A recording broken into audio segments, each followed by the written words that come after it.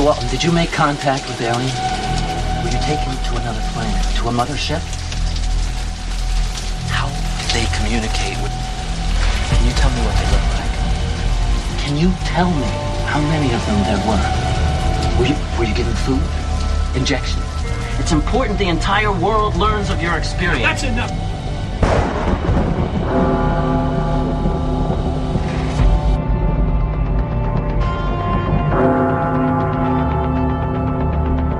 The teachers are alive. They're not books. They are the very living essences of nature itself.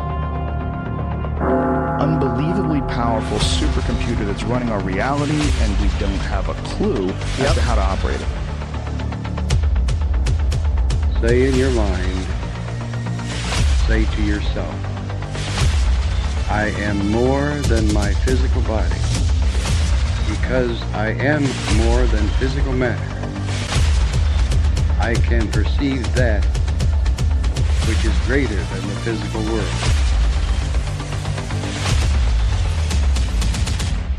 For the seeker.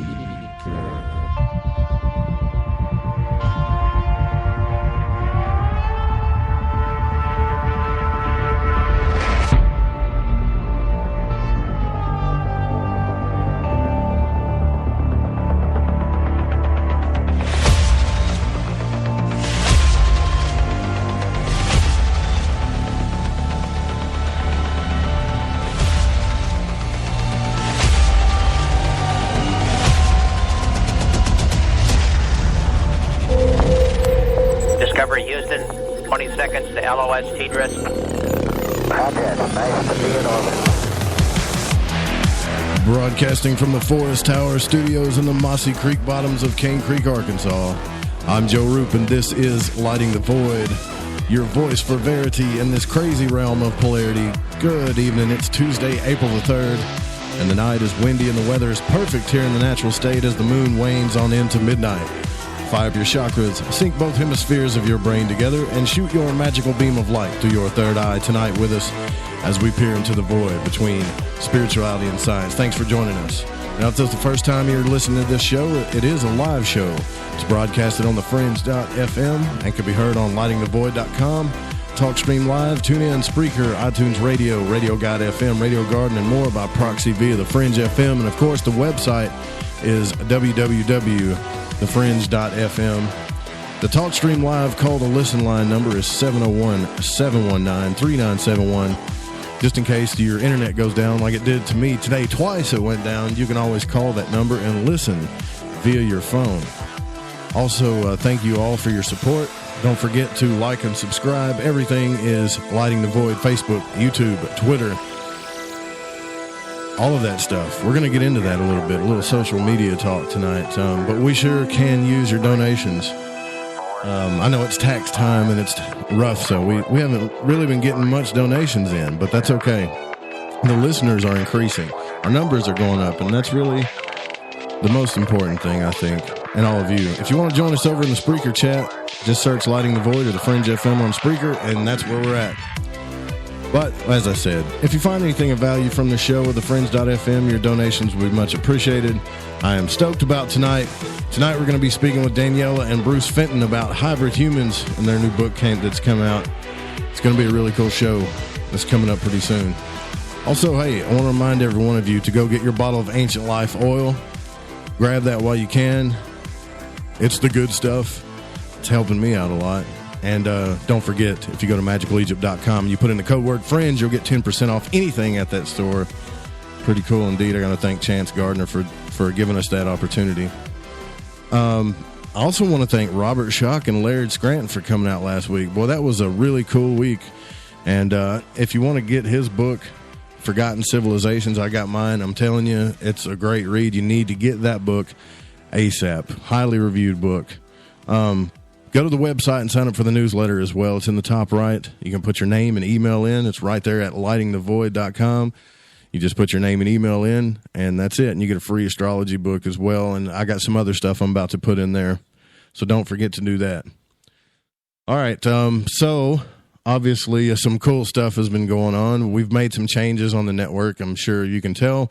So our commercials are going to be kind of changing up a little bit. You're going to hear some familiar voices. And I want to thank my team at the Fringe FM, Everett Thiemer, the business manager, Dave Scott's my advisor, and Tessa, obviously, my lovely assistant, has been helping me here lately. So we're starting to get a team together. If you guys want to write or anything like that for the blog, you can always hook that up by emailing me at producer@thefringe.fm, and we'd be more than happy to see what you can do. You know, we want some writers. We want to get a blog going there as well. And then if you have anybody that's interested in coming on the show or maybe even hosting a show, you can email me at producer@thefringe.fm.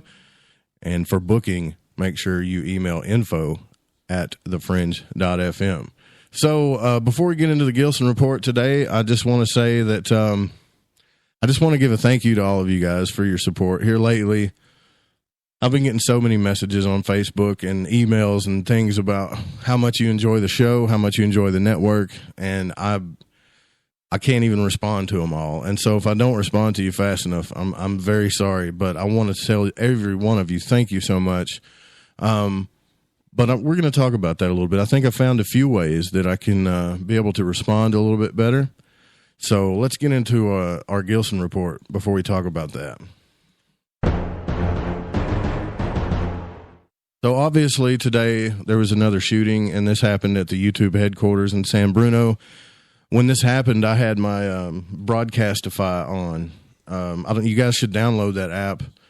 But it's an app that picks up shortwave from different cities and stuff. And I was actually taking a nap when it happened. And it clicks on. After so many people on this app, I have it set to where if a certain amount of people start listening in at a certain city, town, or location, it turns on and I can hear what's going on. And so I'm hearing about the shooting, right? And it never occurred to me that it was at YouTube. None of the garbage or garbles of the police or anything that they're talking about are telling me that this is at the YouTube headquarters. So I jumped up and I got on my computer and I found out that it was at YouTube, so that a woman opened fire today at YouTube headquarters in San Francisco Bay area. And I'm pretty sure she wounded 3 people, and I think she killed herself, according to what I'm seeing here. And it prompted like a huge panic. All the employees were hiding and they tried to flee. But the cops say that 3 people were wounded by the gunshots and another person suffered a twisted ankle. But the police chief, Ed Barberini, initially told reporters Tuesday that 4 people were wounded. And Tuesday, meaning today, he later clarified that one person who was taken to the hospital had a twisted ankle. I don't even know why they even report that. But things are getting weird, guys, with these shootings. Look, I'm not a conspiracy guy. I know there's going to be some people that say this is a false flag, but I can just tell you that's going to happen. You know that's going to happen. But at YouTube, really? I mean, what was this about? Are people going to say it's a false flag? I mean, my head is spinning about what the motive of this horrific event could have been. I may be wrong here, but all this seems a little weird. I've been alive for 36 years now, and we always have shootings every year somewhere, somehow. But things seem just a little too weird for me for there not to be some type of conspiracy somewhere in this. We have shootings all over the United States. I mean, people get murdered every day here. I live next to Memphis. There's shootings there. I live next to Little Rock. There's shootings here. But these mass shootings, churches, movie theaters, over and over again. Now YouTube. Come on. I mean, I don't know.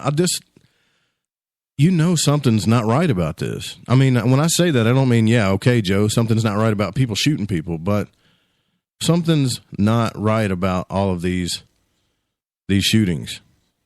Now, I'm not going to say they're false flags because obviously I don't believe that. In my personal opinion, how about this? I don't believe that there are like actors that pretend to be shot and killed. Sorry, don't believe it. Those people really are victims. That's what I believe. But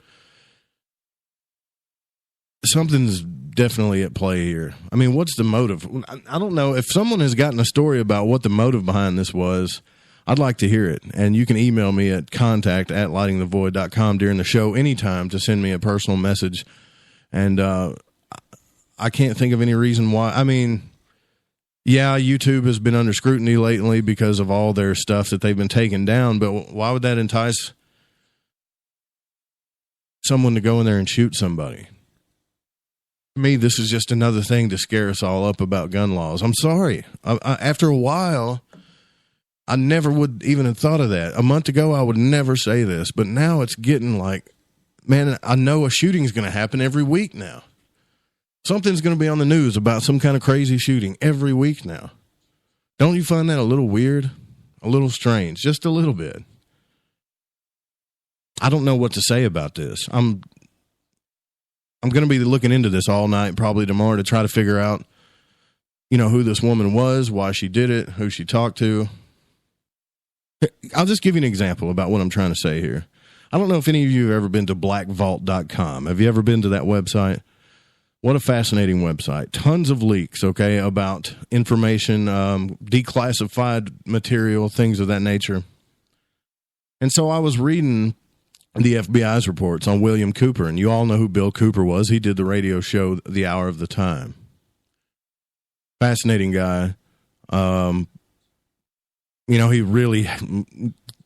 really thought the mystery schools and everybody was tied to take over the world, and everything was anti-Christian, and it was all communist. But anyways, as I read in these papers, tons and tons of one investigation after the other, one investigation after the other on William Cooper. And there were lots of things that were blotted out under sections that were highly classified that you still couldn't read. But you could see, as they were going down through these investigations, how the people that they talked to, how they painted this man as a crazy person who was the leader of some cult. They kept talking about his tax evasion. They kept trying to make him out to be a dangerous person. And you can see the wording of the investigation. So what I'm trying to say is that there is definitely something controlling the narrative here. Definitely something in these investigations when it comes to the FBI, Homeland Defense, Homeland Security, any alphabet agency you want, you name it, where they can paint the picture for you, even in their official, quote, official investigations that they're doing the way that they were trained. Just go to blackvault.com. Now, I went through I found these websites through Butch Wachowski's website after I interviewed him. Great website, by the way. Tons of resources there if you want to do some research of your own. I mean, real research, not, fight on Facebook and YouTube about people's opinions. But, I mean, really get into it. And it's really strange how they painted this man into a corner. All he was trying to do, in my opinion, was stand up for his rights. Did I believe everything that he was about? No. But I could see the narrative that they were making about him. And was he a little eccentric? Sure. Yeah, he was. But not the way these papers were. Now, I could talk about this for 3 hours. I'd have to go back and look at the investigations. But just go check out blackvault.com. All right. And the reason why I'm talking about this with this YouTube shooting thing is people are dying. They're getting shot. Okay. People are getting hurt. And if you and I find out down the road that my gut feeling is right, that something's going on, that this is another controlled narrative for their own agenda, we've got to do something about it. But let's not jump the gun here. Maybe this was just some crazy lady that worked at YouTube. Could be, right? That's possible too. Anyways, my head will start spinning if I keep moving on. Let's go on with the news here. On a crazier note, there are reports of zombie raccoons are scaring homeowners that's puzzling police. Now, they've received 14 calls in March about homeowners saying that the woodland creatures were spotted standing upright on their back legs and showing their fangs. One wildlife photographer called the shocking sight extremely strange. So I've seen the picture online. It shows the raccoon standing up. Their eyes look really weird, and their fangs are sticking out.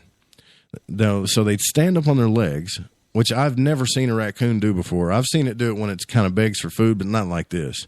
And then they show their teeth, and then they just fall over backwards and go into like this comatose condition. Now, what's more disturbing is all the sightings were made during the day, even though raccoons are nocturnal animals. Now, do you remember, the reason why I'm talking about this, do you remember when I did a show not too long ago? I think it was Actually, it was when I interviewed William Buellman, and a raccoon was in my front yard with this big, buzzard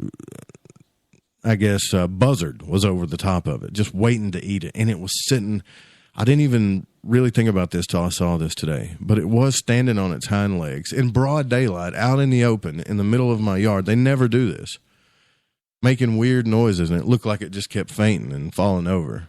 And I think that's what this is. That's what they're talking about.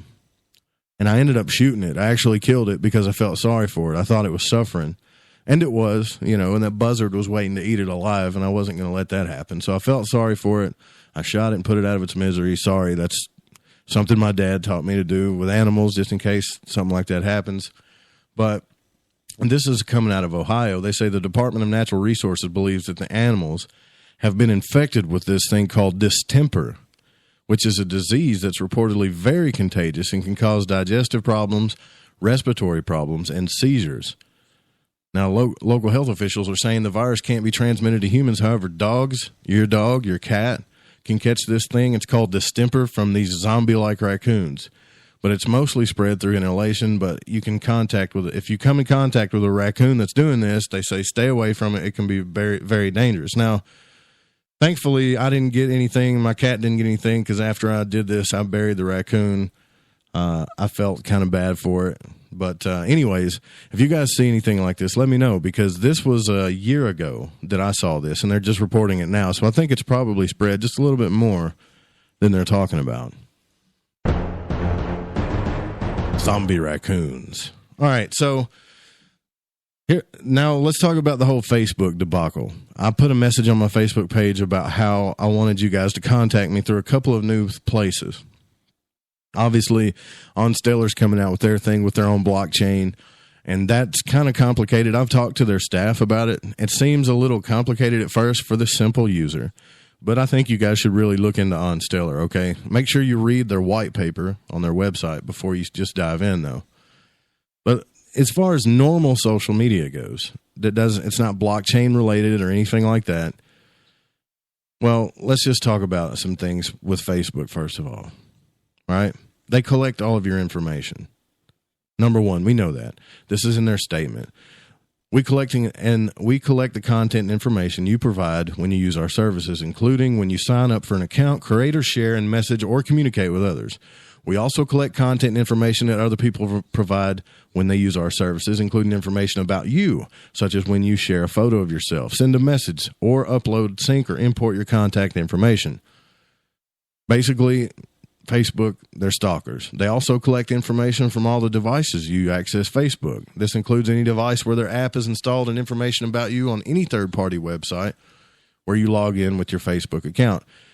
If your Facebook account is open in your browser and you're logging into other places and you're still keeping it open, they're spying on you.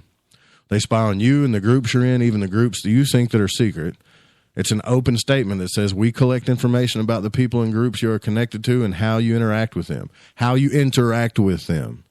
such as the people you communicate with the most or the groups you like to share with. There is no such thing as a private group on Facebook, guys. Keep this in mind next time you post something personal on your Facebook and you think it's safe. They also have your credit card information. Tell me again why Facebook needs my account information if they don't want to make a deposit into my account. Other than advertising, why do they need that? They also know what you did last summer, and they know the date and time of your last bowel movement pretty much because they were there.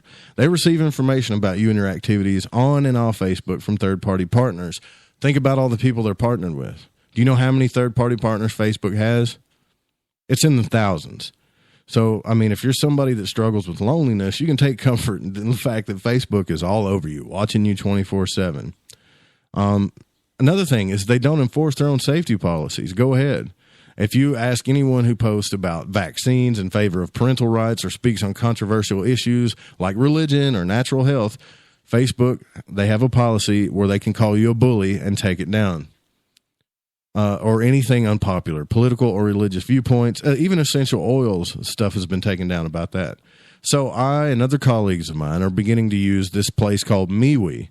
And as far as I can see, it's just like Facebook, and the only business model is the cloud. If you run out of cloud, they sell you a little bit more cloud. At least it's out in the open.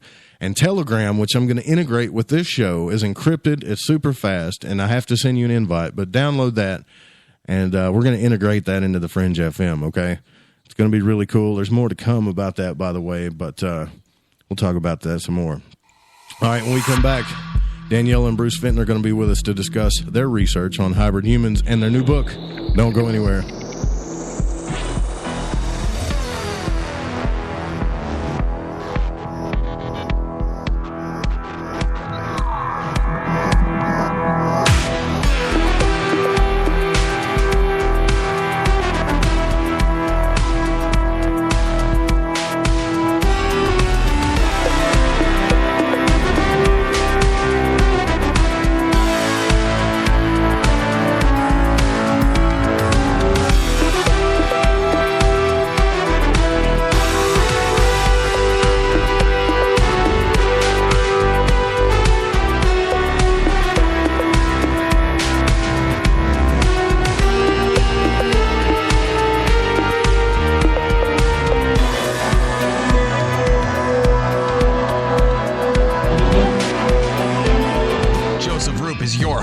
Pull back the blinds and uncover the truth. This is Lighting the Void Radio. KTLK Digital Broadcasting.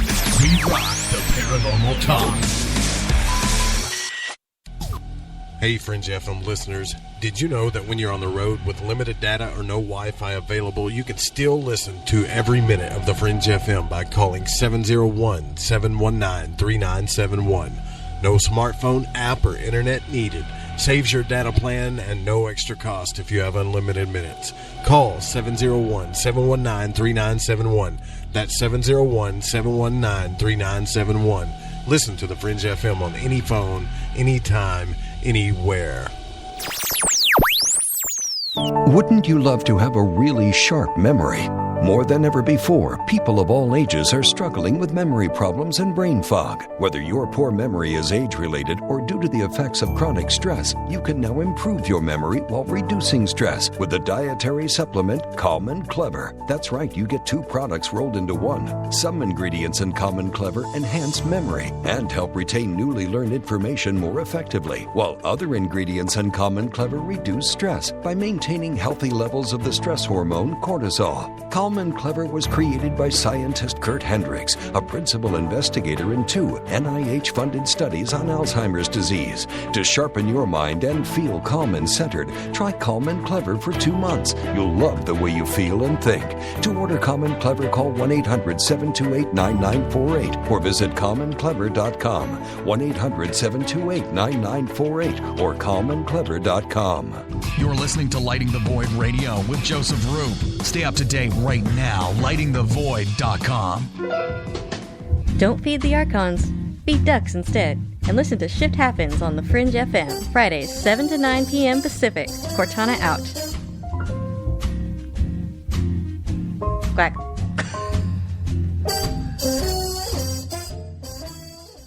I'm getting older and noticing that my body just doesn't work as well as it used to. So I like to keep fit as possible by hitting the gym a few times a week. Recently, I started having a nagging bicep pain, and it got so bad I couldn't even lift the weights. When I was complaining about it to a friend, he told me about angioprim. He said chelation helps remove toxins, heavy metals, and cholesterol in veins and arteries that may cause blockages. You know, after just 1 week of taking angioprim, the pain was gone, and now I'm back in the gym full strength. Scientific research proves the active ingredient in angioprim has superior oral chelation action that helps promote cardiovascular health. So to learn more, go to angioprim.com. That's ANGIOPRIM.com. Or talk to a trained consultant. Call Angioprim toll free at 877-882-7221. You'll feel better with more energy. Call 877-882-7221 or go to the website angioprim.com.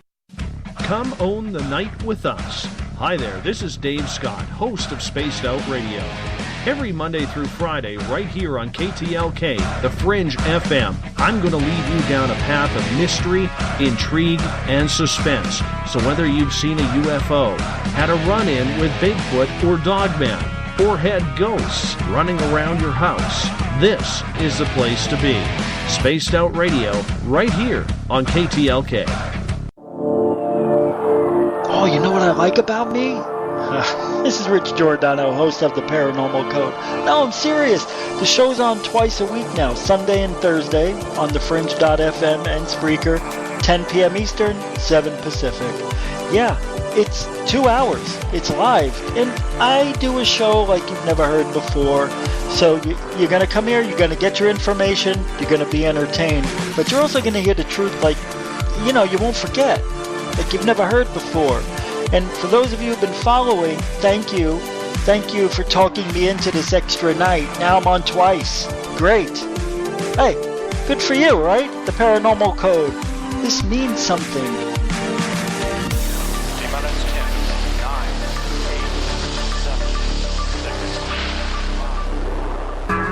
This is Lighting the Void Radio with your host, Joseph Roop. It's the show about truth-seeking and freeing the spirit, shattering your limited beliefs, revealing hidden truths, and much, much more.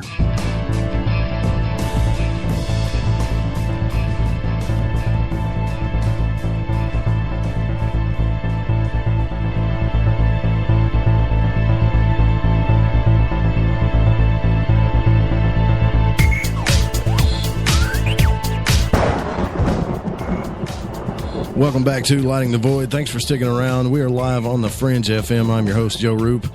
We are now going to be bringing on our guest, Daniella and Bruce Fenton are going to be with us to discuss their new book, their new book, Hybrid Humans. Now, Daniella is still in some shock as to somehow she transitioned from being a go-to person in the world of international horse brokering to authoring books on ancient aliens. In 2011, she started working on her first book, a manual about the stunning Friesian horses of Holland.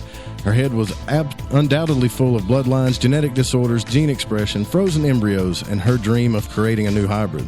But that was all within the field of equestrianism. It never occurred to her that she would one day write on much the same topics, but with humans and extraterrestrials taking the center stage. Today, she works with her husband, Bruce, the noted human origins researcher, uncovering the hidden story of human beginnings.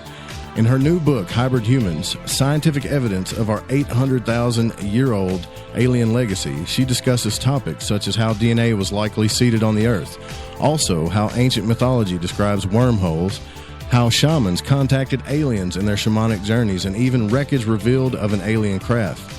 Now, Bruce Fenton is the author of the revolutionary human origins ebook series, The Forgotten Exodus. He was born in the historic English town of Cheltenham, England. He graduated from Anglia Ruskin University in 2002, having studied information systems. Bruce is a world traveler and public speaker. His research activities have featured in the UK's Telegraph newspaper and on a popular Science Channel show. He is a current member of both the Paleanthropology Society and the Scientific and Medical Network. He is also the author of the Into Africa Theory of Human Evolution book. Now, you can check out the website at that website as well at brucefenton.info. And the other one at hybridhumans.net. And you guys, if I said any of that wrong, please correct me. Welcome to Lighting the Void. It's a pleasure having you. Thank you very much. It's a pleasure being here. I think that was it's a good overview of our thanks for having us. Yeah, thank you. Much appreciated. It's lovely. Now, I know, Daniella, you're feeling a little bit under the weather. And if you don't mind turning y'all's speaker down just a little bit to where you can hear me, because I'm getting a little bit of feedback, but that's all good. Skype is supposed to cut that off, but they never do. Okay. But, I know you're feeling a little bit under the weather, so you don't have to stay with us the whole time, but I'm glad you're here. I really appreciate you hanging out with us, too. No, I'll do my best. Otherwise, Bruce will surely fill you in.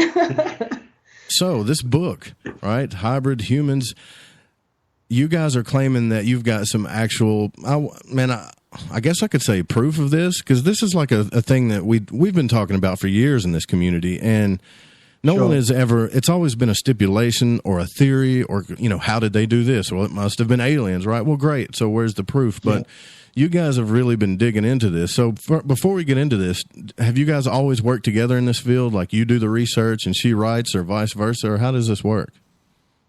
Yeah, we've always worked together since we physically met, which is 2012, beginning of 2012, and we'd known each other online before that for a while. But yeah, since we've met, we've always kind of worked together. And in some respects, I mean, Daniella being very intuitive, she sometimes has kind of, I guess, stumbled or been nudged, onto subjects that helps me with the more in-depth research. So I suppose we're a bit, like the left brain, right brain combo. I mean, we do obviously.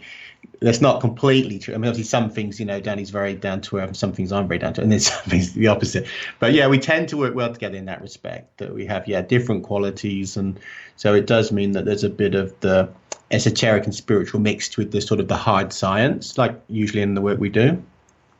Right. So what was it that got you interested in the ancient alien theory, though? I mean, because based on your bio here, you guys were spiritual people, but something had to have triggered this. Yeah, I mean, certainly. Really, I suppose it goes back to the time we met, because there was a few strange things happened. Both of us had just come out of bad marriages, like when we got together. So at the end of 2011, we were talking, we were in the processes of trying to get divorces and stuff, so there was a lot but I took a trip in November 2011 and I went to Egypt. And while there, I went to a specific site called Abu Ghorab. And that is, like, if anyone wants to Google it, they can see that there's an article, I think, by William Henry, where he talks about the Stargate at Abu Ghorab. Like, I hadn't seen that article when I went there, but I had a really strange experience there, and it did infer to me and the friends that were with me that is a kind of a Stargate site. And I actually found myself, like, involuntarily talking to the sky, to the Pleiades specifically, saying, why don't you guys sort of come back, and why have you left us like this? And the weird thing about that is I'm really not that New Age type person. You talk about Pleiadians and tall whites or the Ashtar Command or so, so that really hadn't been on my radar. I mean, obviously, like most people in this kind of independent alternate research, I had an interest in UFOs and aliens, but not really in those specific terms of different groups or anything like that. So it was a really weird sort of spontaneous event.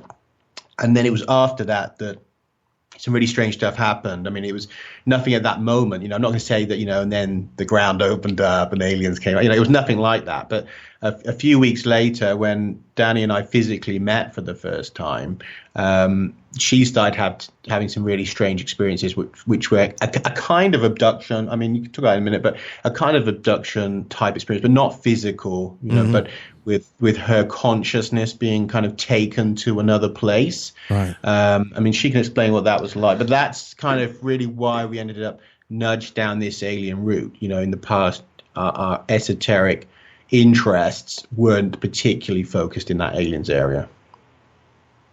And so this happened to, did you have experiences like this, Daniella, where you were having experiences in maybe the astral realm? Oh, yeah.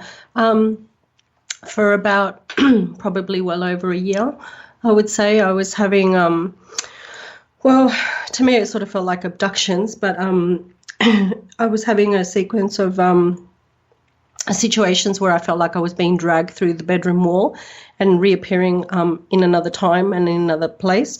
And I found myself back in a place called Palenque, Mayan city in Mexico during the 7th century, sort of like reliving a type of life that I would have had in that time. There were people there in the city that I recognized, one of them being Bruce, and just sort of like carrying out duties that I had in that time. And the time there was very different to the time here. For example, if I had one of these occurrences during the night and I was gone supposedly for 2 or 3 or 4 hours, over there it was weeks. So time was very different. The other thing that happened that I just like to sort of bring your attention to is that this wasn't the first time that I'd had some kind of contact with this kind of situation, because many years prior to that, we had a occurrence where I was with my father, and basically over the airport tower in Sydney Airport, there were 3 lights in the sky, and the lights had it was like a shape of a triangle, and then the light was coming down. and two of them shot off in a different direction from each other, and then the one that was left was hovering, and all the cars stopped. Can you imagine? I mean, like there's like 3 or 4 rows going one direction, 3 or 4 rows going the other. There's an airport tunnel where the planes take off. Everybody's like out of their cars looking up at this light sequence in the sky, thinking, what is that? And then when the police come and clear everyone away and we start driving towards our home, which was about 15 minutes away by car, this thing is just hovering over us. It just kept following us. At first, we just thought it was just going with the traffic. And then it took about 15 minutes to try to lose track of this thing because it just kept coming down and it just kept going. No matter which road we turned into, it was right on top of us. And my dad was like, you know, whatever you do, don't get out of the car. Because I was like desperately trying to like wind the window down and sort of like sit outside. I told my dad, stop the car because I want to see this thing. He's like, no, you know, I don't want you to get out of the car. And that's when he made the confession to me that when he was young, he'd been followed by something like this on many occasions. So for him, it wasn't a new thing. And that was my first real like sighting, so to speak, if you like. Some alien type thing. Yeah. So that was the first time I really ever like saw something where I can say, look, I'm seeing it. Everyone's seeing it. My dad's seeing it. He's with me. I'm not by myself. I'm not, you know, the only one looking at this thing. I was just basically following. So that was the first time I'd had that. And then when I met Bruce, so that, and I blame it on him. It came very real for you at that point, right? I mean, when he admitted that, it became a very real thing for you when he admitted that to you, right? Oh, yeah, absolutely. I mean, you know, he'd never ever spoken about stuff like that before. And that's when my father started talking about more and more things and sort of started to click in my mind that maybe, you know, it was something that, you know, he'd experienced and I was experiencing, you know, and sort of like, yeah. Family type related phenomena. I thought, yeah, at that time. All right. Okay. And then you met Bruce. Sorry, I didn't mean to step on you there. Yeah. Yeah. And then that other stuff. Isn't it? That's right. And then it really kicked off with Bruce. So it's my fault a little bit. I mean, I didn't know, obviously, that what happened in Egypt would have any like effect, really. But I mean, I didn't know it specifically would then, you know, take in like Daniella into like this weird situation where these, I guess, intelligences, you know, or discarnate forces, or however people want to look at that, you know, then essentially replied to what I'd said in Egypt at this site at Abu Ghorab, where I'd said, you know, why don't you come back? You know, why aren't you helping here or doing anything? Which, again, I say very spontaneous. You know, I didn't have any expertise on any groups or the Pleiadians or anything like that. But yeah, it seemed that essentially that their response was these strange consciousness type abductions with Daniella, and then, you know, interacting with her. And that was literally just a few weeks after what happened in Egypt. So we do take that as being a direct response to that request at that site. But yeah, instead of it focusing on me, it focused on Daniella. And I think that's because she's the far more intuitive of the two of us and is a lifelong sort of natural intuitive and a psychic medium. And so the access to her perhaps on those levels is easier. That would be my interpretation of why they did it that way. Okay.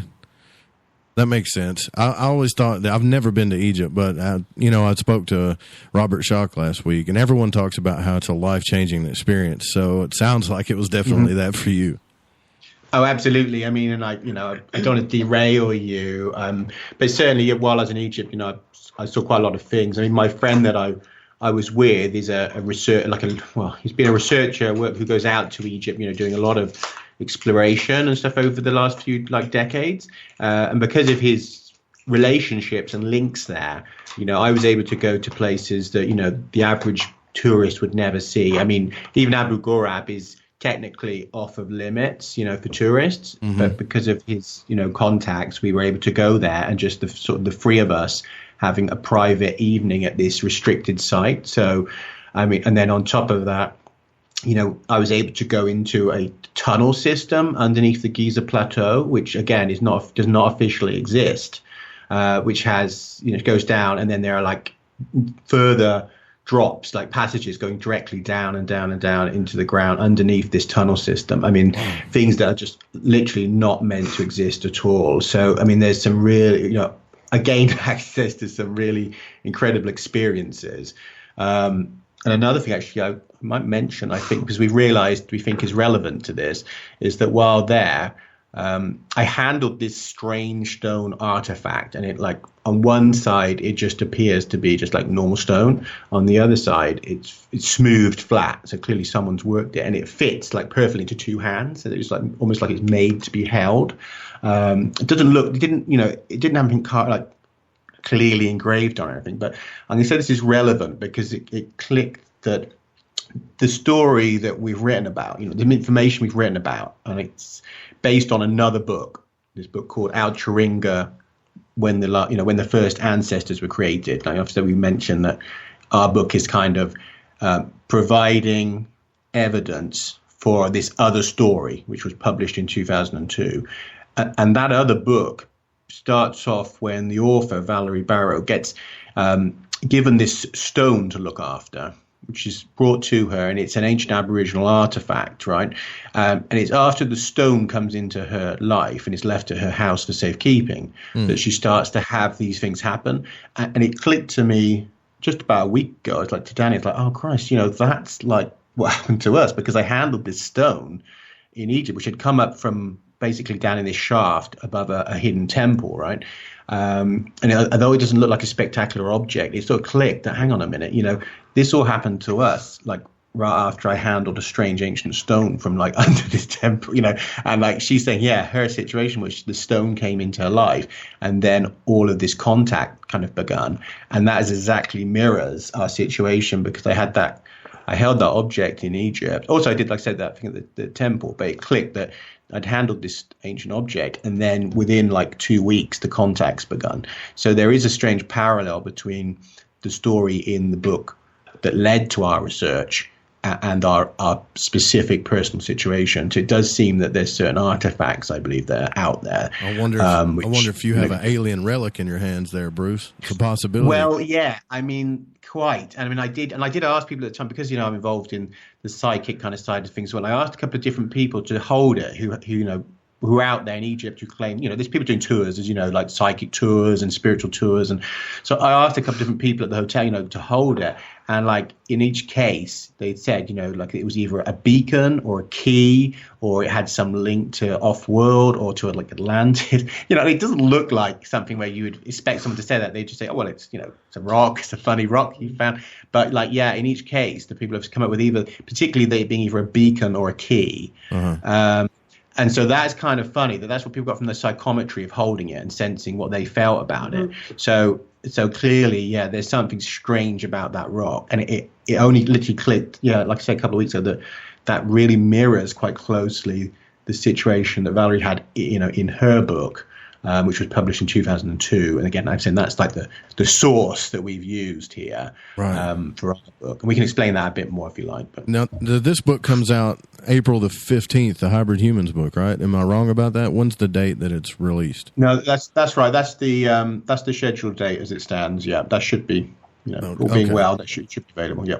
There is a YouTube channel. I don't know if any of you guys have ever seen it. It was a fascinating channel. It's called Spirit Science, right? And it's been around forever, and it's animated. And, as you were discussing these tunnels and all this underground stuff and chambers and things of that nature, I remember that guy on that channel was discussing that there is a rumor of some archaeologists that back in the day actually found some sort of portal or stargate way below all that down there. So I don't know. Sounds to me like it might be true. Maybe, I think so. I think one way to test that for yourself, because I'd say that, like in Egypt, as in other places, that there are multiple Stargate sites. That's just my opinion. But one way you can test this, and I say that if anyone goes out to Egypt and you're able to spend a little bit of time lying down in the sarcophagus in the king's chamber, right, which you usually can get an opportunity to, whilst you're in there, try to intone, like say I use like an om, right. But find the right tone that is resonant with that sarcophagus, and you will start to feel the beginnings of an out of body experience, right?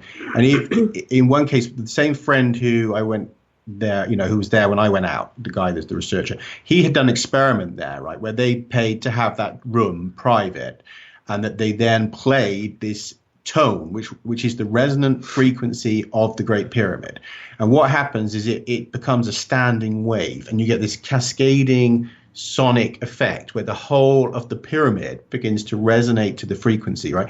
And during that, he said he could see this sphere of light, right? It opened up, and then through it, he could see another world with purple sky, giant pyramids, but the pyramids were like, that sheen you get on oil on water.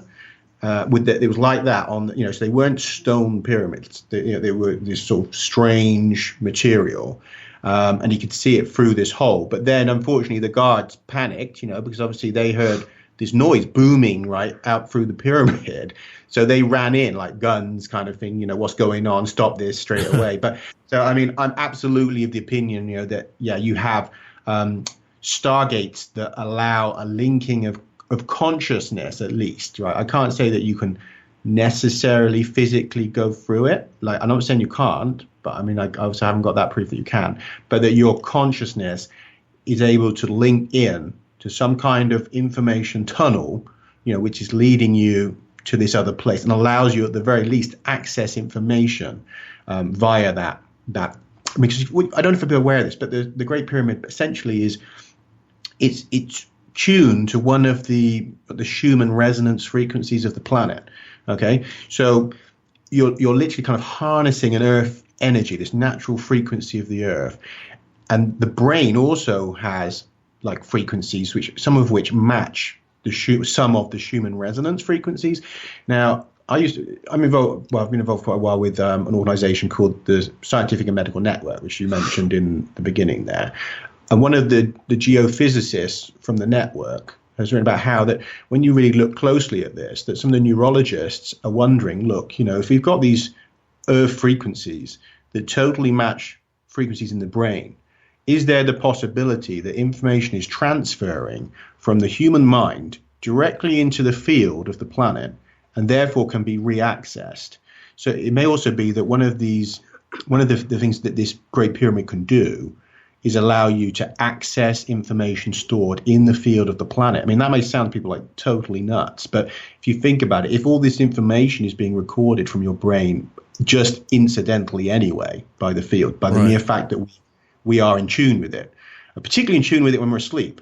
Your brain resonates in tune with one of those frequencies whilst you're asleep, right? So some of your dreams also may be accessing this. But so essentially, if we're filling the field with this information, the Great Pyramid may well have one of its specific designs is to allow the direct access into all the information that's ever been recorded into this field.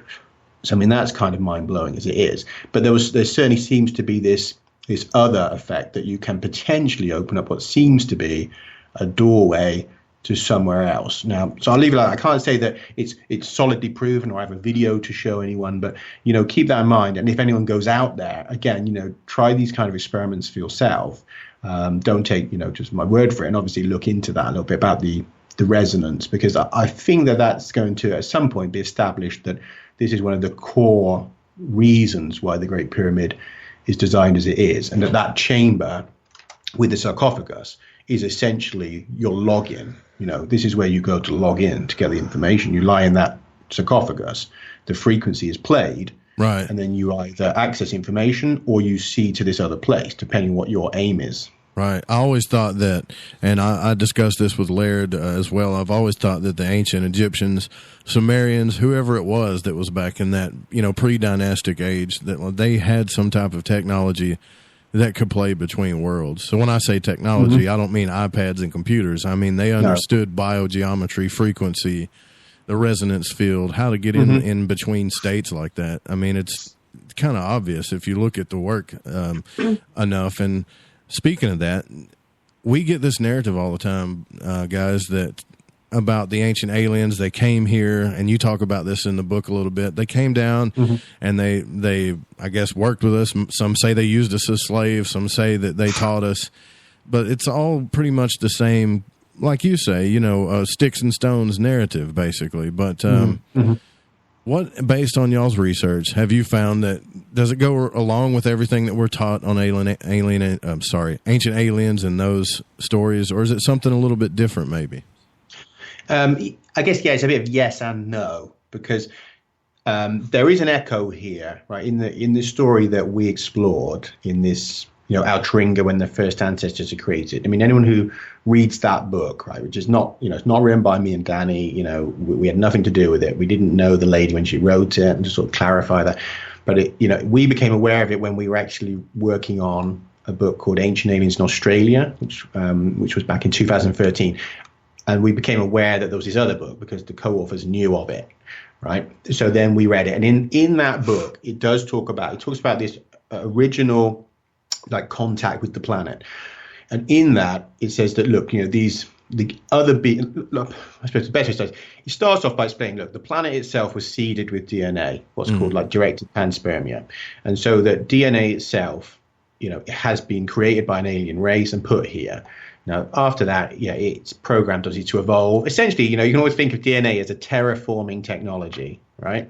So it's programmed to then activate, and then to produce simple life. And that simple life is programmed to become more complex. Now, this is something that people should take on board when they think about the evolution, because obviously, there's this idea, there's holes in the evolutionary theory. And one of them is, how does life move from, simple to greater complexity and to new types of life? Because, obviously there's a lot of people banging heads on this, because they say, well, okay, we can see how an animal can change within its own species, but how does it become a new species? And this is one of those points where everyone, there's a lot of heated debate, I think it's fair to say, isn't it? But if you think of DNA as a computer code, right, which is the best way to think of it. I'm like my background, I'm an IT person, right? And IT people think of DNA as a computer code, right? Because we can see that's essentially what it is, right? So if that code has been programmed to head towards greater complexity and to cause species to become new species, you no longer need to think of it in terms of accidental mutations being the central driver, but the program itself is one in which it creates greater complexity and new species.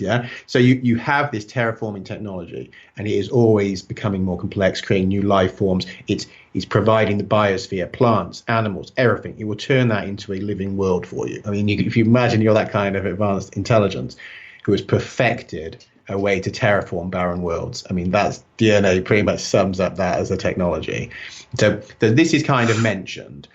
And then later on, beings come here that take over the world because they see the potential to access that technology and use that DNA for their own purposes, because it's said that within the DNA is a living library, that these creator beings have encoded the information for many different advanced alien life forms, right? There's also in there. So there's all sorts of really, you might say, valuable code in there that certain species would like access to. So they've taken over the planet. Then they've started to build their own, life with it that they find either for personal reasons that are useful, or entertaining, etc. And one of the things they do is create the first hominins.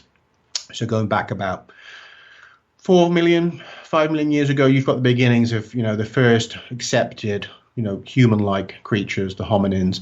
So in this story, it's saying that basically this other group, who are a not pleasant group, do this, and then they use those first hominins for their own purposes, including a kind of slave labor, and also for sacrifice to their, I suppose you'd say gods, but these trans-dimensional beings called the Draco. This sounds a lot like Zachariah Stitchin's work. Are you familiar with that? I am familiar, and I'm going to say that this backstory that we're dealing with is the story behind the story, if you like, behind the Sitchin stories, behind what the Sumerians would say, behind what the Mayans say. There's a proto-story here that is more logical and it's more fully formed. And then what we have in the Sitchin story is a mishmash of at least two different stories and two different times and two different races, right?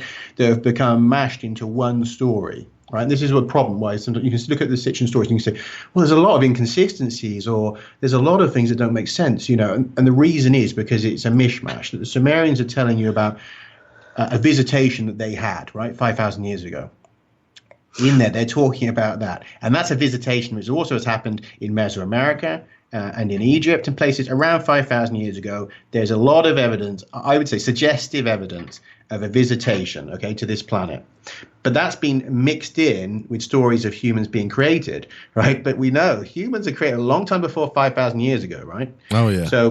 So there's this mishmash of it. It's almost like, well, they're living with the beings, but also they're talking about the beings creating humans. And if you try and mesh that into a singular event and a singular continuum, that becomes really hard to substantiate, because the Sumerians offer us no evidence for these beings being on the planet for hundreds of thousands of years with them, right? But we also know the Sumerians only emerge around 6,000 years ago. Okay, so you have a real big problem there, because there's no way they can have seen the creation of Homo sapiens in any sense, yeah, because that's hundreds of thousands of years before their civilization. So if you look at this other, what we're talking about here is the backstory, which they have inherited or have accessed through psychic means or have been given by these visiting aliens. Because the only way you can logically say they could know about the creation of humans is one of those means, right? Because they didn't see it.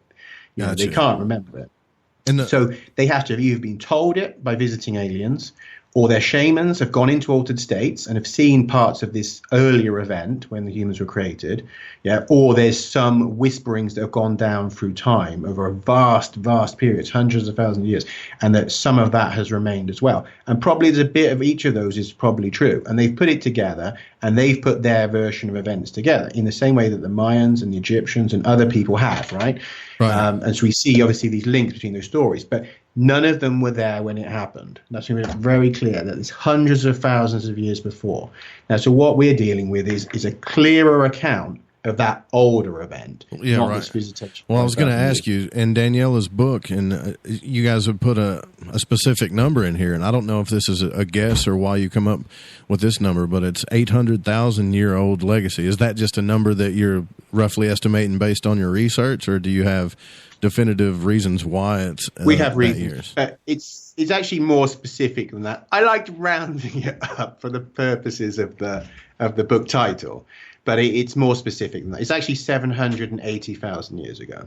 Okay. So it's so when people sort of think, you're just plucking that one out. No, it's in fact it is more specific. Yeah, I can say that very close to 780,000 years ago, this event happened with these beings coming and creating Homo sapiens. So it's vastly different to saying that that they were here in the times when modern humans were around and that we could remember this. It's not really believable, because I'm sure we'd all struggle with the idea in it that anyone has got oral records that go all the way back to 800,000 years ago. Yeah, right. That's why I was asking that, because it's pretty specific. But I mean, not real specific, but 800,000. That's a number.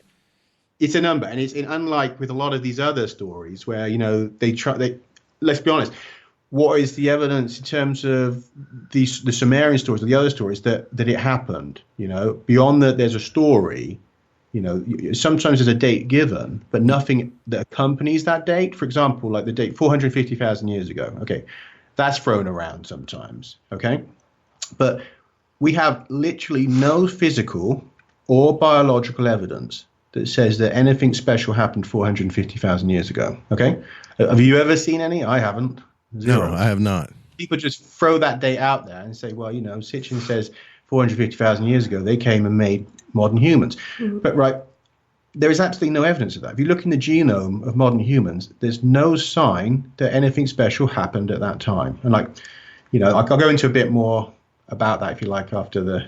Yeah, we're going to take a break here, but I'm excited about this book, because it's not a statement of a theory.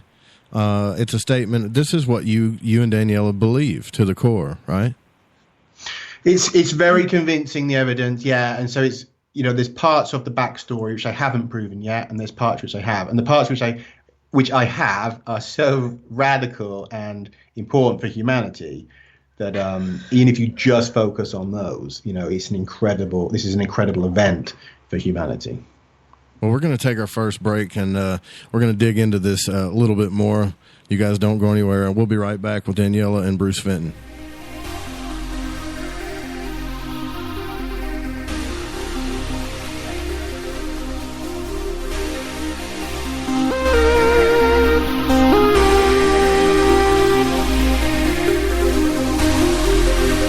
This is Preston Dennett from PrestonDennett.weebly.com, and you're listening to KTLK, The Fringe FM. Do you or a loved one suffer migraine headaches? Listen to what scientist Kurt Hendricks has to say. 35 million people in the United States suffer with debilitating migraines. If you or a loved one are one of them, you need to know about MiGrelief. Hi, I'm Kurt Hendricks, the scientist that formulated and patented the MiGrelief migraine formula. MiGrelief is a non-prescription dietary supplement recommended by neurologists, pharmacists, and pediatricians to address nutritional deficiencies in both adults and children over 2 with migraines. Try MiGrelief for 3 months and see the powerful difference it can make in your life, or get your money back, no questions asked. Go to MIG911.com or call 800-MIG-7354. You can change your life today. So if you suffer from migraines, don't wait. Call 800-MIG-7354. That's 800-MIG-7354. Or visit MIG911.com.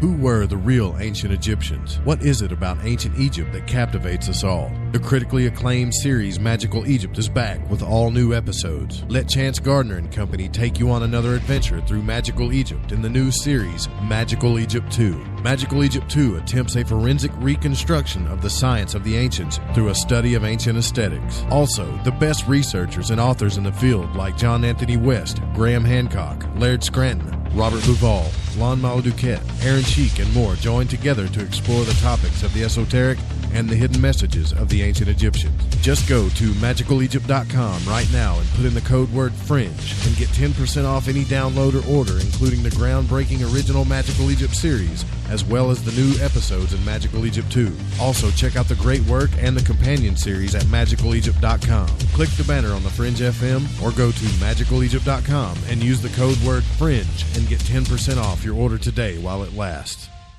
Natural Health Solutions with Chris and Ronnie. Hey, Ronnie, how you doing? Great, Chris. Now, you're the CEO of GetTheTea.com, right? Yes, I am. What is GetTheTea.com? I mean, is this tea you buy in a store? Well, no, it's not. Life Change Tea is just that. Life-changing. Life Change Tea is an herbal tea that gently cleanses your body from intruders. What do you mean by intruders? Well, intruders are toxins, chemicals, GMOs, heavy metals, and more. They're in our food, in our water, in our air we breathe. Seriously? Yeah, seriously.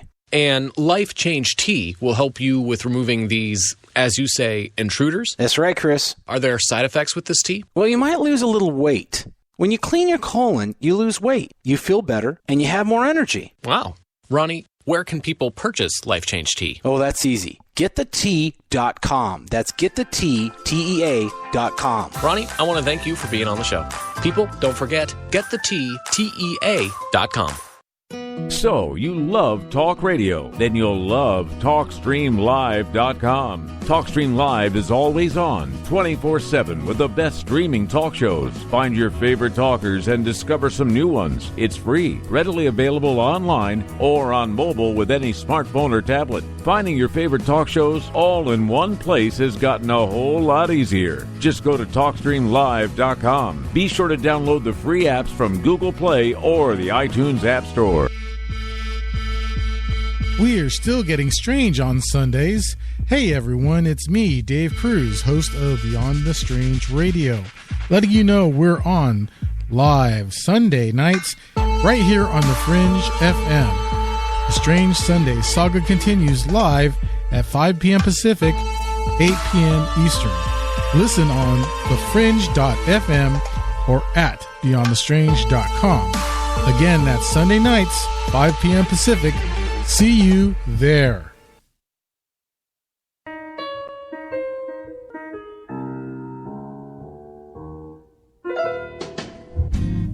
Tired of talking about the weather?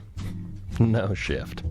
Well, Shift Happens is here to fulfill your desires as you reach that point in life where you crave tantalizing conversation about reality, ufology, the occult, and the conspiracies within, while simultaneously finding yourself desperately in need of your very own theme music, which we've got plenty of that too.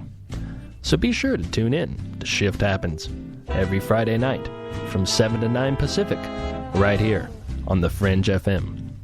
Because the weather sucks, and you need some theme music.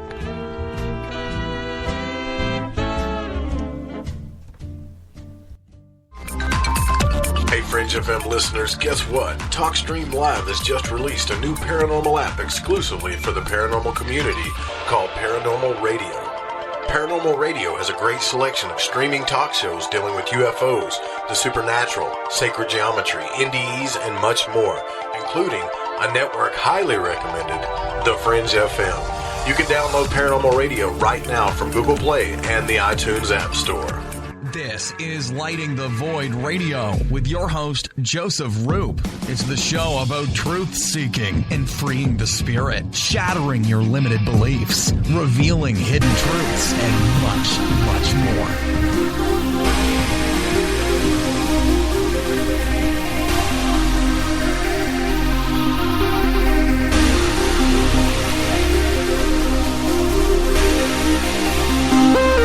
Welcome back to Lighting the Void. I'm your host, Joe Roop. We're live on the Fringe FM. Don't forget to hang out after the show. Spaced Out Radio will be live as well with Dave Scott.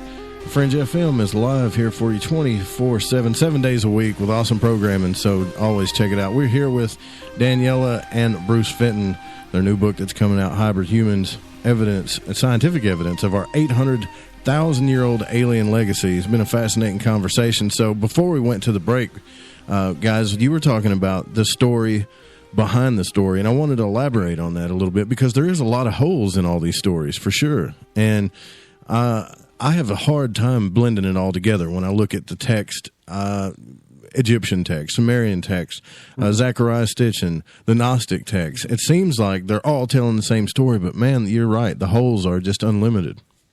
Yeah.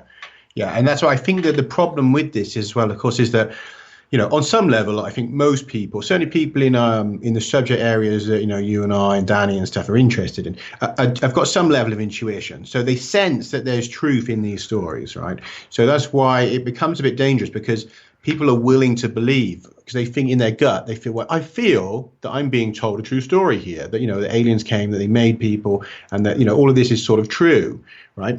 And that's because, yes, it's based on real things, but a lot of these stories are mishmashes. And so what we really need to do is then be filtering them to say, well, actually, you know, which bits are in what order and which bits have evidence and what has been added in, you know, what is mistranslations, and trying to get closer to that genuine account. Because, you know, it's not that people are wrong, that, you know, they're just believing rubbish. There is truth behind it, but the forms that are popular right now are not close enough to the accurate events. That's the way I'd put that.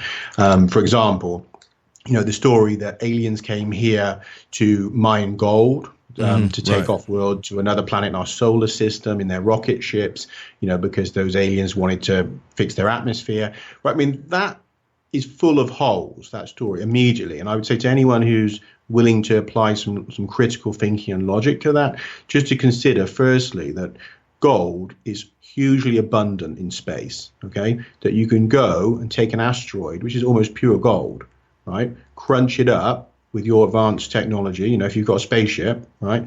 You just drag that asteroid and you'll have all the gold you need, right? Because to get the same amount of gold on Earth is insane. Because it's sunk down mostly into the crust. You have to set up these mining operations all over the planet, you know, on this vast planet, to get the same amount of gold you could get from maybe one or two asteroids. So the first thing you think is, hang on a minute, why would, you know, spacefaring civilization not just go to the asteroid belt and just mine these asteroids, right? That's a simple bit of critical thinking that anyone can do, right? And then the second thing is you think, well, if they came, you know, if aliens came here and mined gold for 200,000 years before making humans to do it, like, that's a long time of them mining gold, isn't it, right? 200,000 years is the whole time that we've been modern humans, of a dedicated effort to mine gold by an advanced civilization. They should have got all the gold they could possibly have wanted off of this planet, right? I mean, 200,000 years of it. And only then they became annoyed and decided to make humans slaves. I mean, how long would you be annoyed at mining? Before you got annoyed at mining gold, would it take you 200,000 years? It wouldn't take me 200,000 years. I mean, I've done a bit of digging holes on a building site, and I'll tell you, I wasn't enjoying it within a few hours. So Right. anyone who thinks that they spent, that these beings would take 200,000 years to think maybe we should do it a different way, again, you're not applying critical thinking. So we know that story doesn't make sense, okay? Just on basic levels, and also that if you are that advanced, that you're spacefaring, you use robots to mine. If you look at what the mining industry is doing today, they are laying off all of the humans and they're replacing them with robot mining vehicles, right? And most of the big mining companies say that within the next 10 years, they will have almost no humans involved in that mining process, okay? They just have trucks, which are robot controlled, going and picking up stuff which is being mined by robot vehicles. So why is it that us primitive humans seem to have better mining capabilities than the aliens this did. Galactic civilization? Yeah. Good So, I mean, point. all of these things, does it make sense? No, not really. Now that you put it that way, yeah, it's kind of troubling actually. Because It is. I've always been into that mining thing, the natural resources. I mean, come on. I mean, this planet is full of it. If you look at other, but it's full of it comparative to what humans need. I don't know about aliens though. Maybe their needs are different. Yeah. Well, yeah, and also, if you look now again, because most people won't really look to see what's the mining industry doing today. But another thing they're doing is they're starting to get ready to mine asteroids because they know this as well, that they can get far more platinum, gold, silver, and all these precious metals from mining literally one asteroid. So even they're saying, look, it's not effective mining on the planet. We want to go off-world and mine asteroids. So again, you got to think, well, if even we're at that level now, where we're going to start mining the asteroids, why would this advanced civilization not know that? I mean, it doesn't make sense. I mean, you literally would have to build one robot ship that just flies around the asteroid belt, crunching up, meteorites and asteroids, and you could have all the gold, platinum, silver, all the minerals that you need, right? You never need to land on a planet and set up all of the complex industry to do that. So that is a huge hole in that narrative that, you might want some, let's just say you arrive on a planet and you set up and for some reason you want some gold. Under those circumstances, you might set up a limited mining industry on that planet, right? Because you're already there. But to say that the core reason to come is to mine gold, that doesn't make any sense. Okay, so we have to rethink that and say, well, why would they really have come here? So I'm not going to sort of throw the gold thing out because that is in this other book, which I mentioned earlier. Yes, these beings also get these hominins to mine some gold, but that is not why they've come. And that is not why they're here. And it's not the primary thing they're doing, right? So it starts to make more sense when you look at it like that they are already on the planet for their own reasons. They want to utilize the DNA. They want to make things with it, right? So the secondary thing is, while we're here, we also will be using some minerals. And because you're already on the planet, let's get some of these slave workers to collect these minerals for us, right? That is a narrative that makes sense. And that is the narrative in this other book, right? Okay, so you have that echo of that story in what we see the Sumerian and the Scythian type story, okay? So it is an echo of real events, but they've become mishmashed, and it's been spun in a way that they actually came for the gold. No, they came for the DNA, right? The DNA is the high technology, right? That's what they want access to. They can get gold anywhere, on any moon, planet, asteroid. That is not a rare commodity once you're a spacefaring civilization, yeah? I mean, you could probably, let's be honest, you could probably make gold, right, out of something else. I mean, if you're that advanced, because we think in terms of a civilization that, is not galactic and doesn't have these kind of magical seeming technologies. But if we apply it to these, anyone that can cross the universe and stuff, then you start to think in different terms that, these are not real problems for them. And so what is really valuable on this planet, is this higher technology, this DNA, the terraforming technology, which is being left by an even more advanced civilization that seeds worlds, right? So they've come and taken this world and they're using it, right?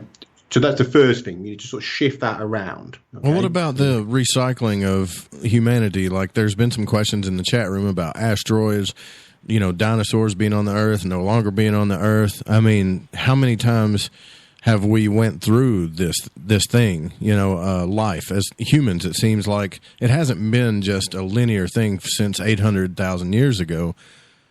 But the seed has always been here. Is that what you're saying? That... Yeah, I mean, the DNA itself obviously been here for, since about 100,000 years after the planet formed. Pretty much as soon as the crust solidified, life appeared. Right. So doesn't that kind of sound to people like it was seeded, that it was already waiting? All it needed was the solid crust, and then life appeared, right? It's almost instantaneously in geological terms. That's suspicious in itself. And that's why a lot of the scientists who hold with panspermia are saying, look, maybe it's seeded here by aliens for that reason. Because when you look at the complexity of DNA, right, and it takes two different systems working together, forming, you need the DNA, the coding in the DNA, and also the way that the proteins are formed and put together, right? There's two separate systems that have to be working in conjunction right from the very first moment. And both of them are improbable and unlikely to come about, right? Extremely improbable because of the complexity, right? So they said, well, hang on a minute, within moments almost of the planet forming, these two complex systems arise, join together, start producing life. It's like, well, that's really hard to buy, and it's not just me saying that, these are some like leading scientists that have thought about it and thought, well, it would be a lot simpler to imagine that DNA has been seeded here by a much older civilization than it is to just accept that it spontaneously came out of a rock pool somehow, it's really vague somehow. It's just the total probability is all, at all the planets and all the galaxies and all the universes, this one just happened to have the perfect code for DNA more than one time. Yeah, that doesn't make sense. Out of nowhere.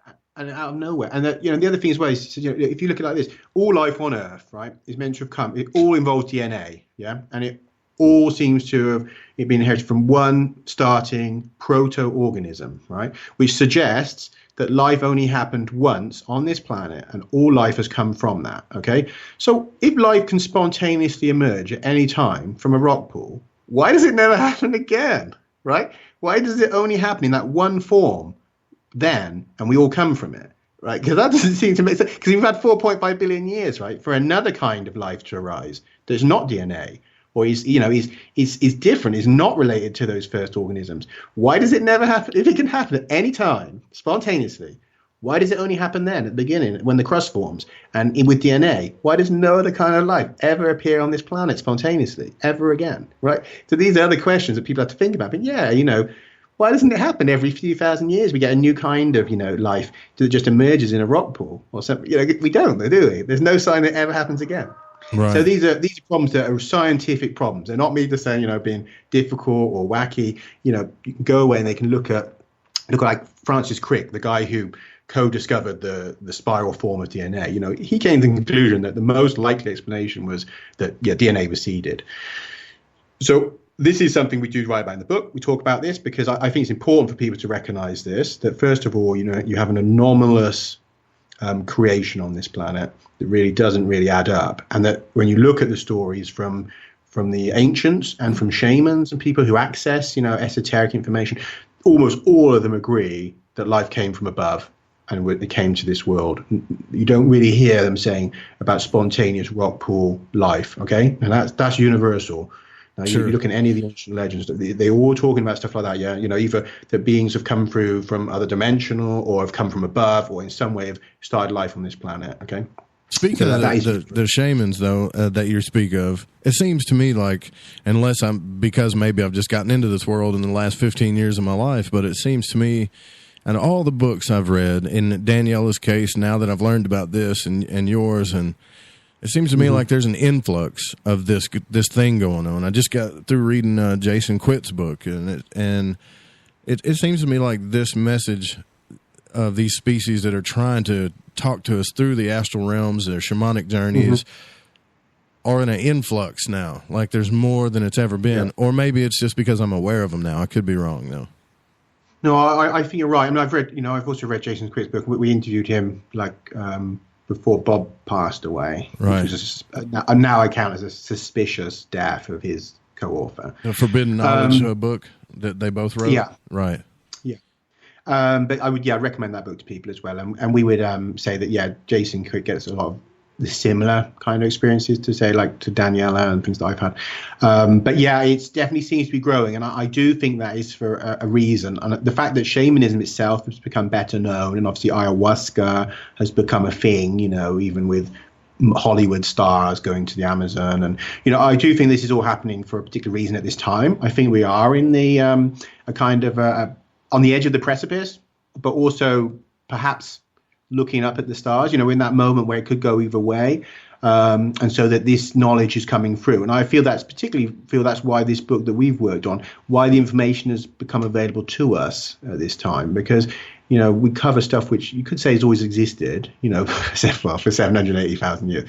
But there's changes in the understanding of human origins that have only happened in the last couple of years. For example, as you mentioned, I've written a book separately, which is the Full-on Exodus, the Inter-Africa Theory of Human Evolution. And in that book, I go into the more, the solid conventional science. I deal with all the papers from leading academics. There's no mention of aliens or shamans or anything like that. So it goes into that. And one of the things that you find is that it's only in the last couple of years that the scientists have realized that Homo sapiens, as a kind of unique species, have diverged away from their common ancestor, shared with Neanderthals, Denisovans, right?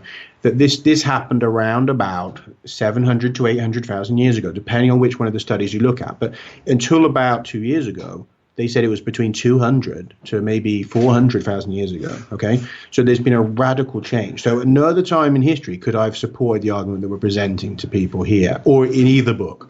Right? Because when we're talking about something happening 800,000 years ago, like until 2 years ago, you could not have scientifically supported that. So anyone writing before this time, whether you were covering, evidence in the Mayans or the Egyptians or the Sumerians, or you just had a theory of when humans were made, they've all got the wrong date. I'll start that categorically. All those books you've read, anyone who's read on that subject, they were wrong. Because the problem was that everyone's tried to work with the dates that exist in science, or have just wildly guessed, it seems. But now we have a solid dating, right? And that dating takes us way, way further back than anyone expected. Okay, and it takes us back to that period that we're writing about, in that 700 to 800,000, particularly 750 to 800,000. A lot of the divergence information comes up to do with what they found is, look, you can trace back, say if you take a specific gene, which is shared in both Neanderthals and modern humans, you can basically trace back to when that gene was last in a common ancestor, and that's one way. They've also done this with specific blood proteins as well. And what they keep coming up to, right, is that it seems like the divergence is beginning around about 800,000 years ago. Now, I bring that a bit close to 780, and obviously in the book I provide evidence for why that is. But that is, as I say, it's a very recent change in the understanding of science, okay? And so this is not a date just pulled out of a hat or something.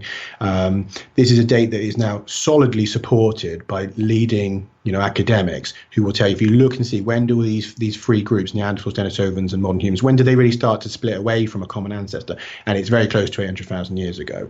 Now, there's also some important things that happen then. We've always known, right, from the fossil record, that around about 800,000 years ago, there is a sudden, unprecedented expansion in brain size in early hominins, early humans, right? Right. So that was already known. But now we have genetic sciences, right? So what they've been able to do is match that with what actually seems to be the beginnings of these large-brained, complex humans, okay?